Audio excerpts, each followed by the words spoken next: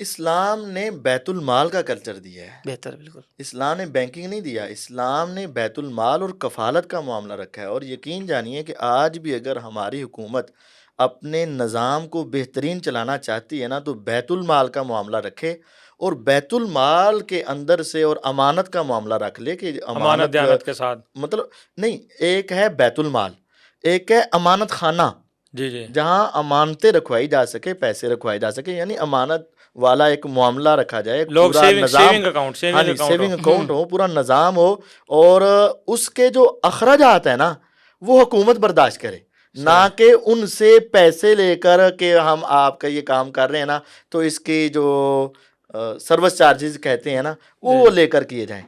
تو یہ اصل حکومت کا متبادل یہ ہے. یعنی اس بیت المال میں تو پھر ٹیکس بھی نہیں لے گی حکومت، پھر وہ صدقات اور خیرات سے، صدقات و خیرات دے گی، اس میں سے قرضہ بھی دے گی، زکوٰۃ سے لوگوں کے بیت المال سب کچھ کرے گی، اور ان کی کفالت کرے گی، ان کی ضروریات کو پورا کرے گی، ان کے حالات کو بہتر بنائے گی.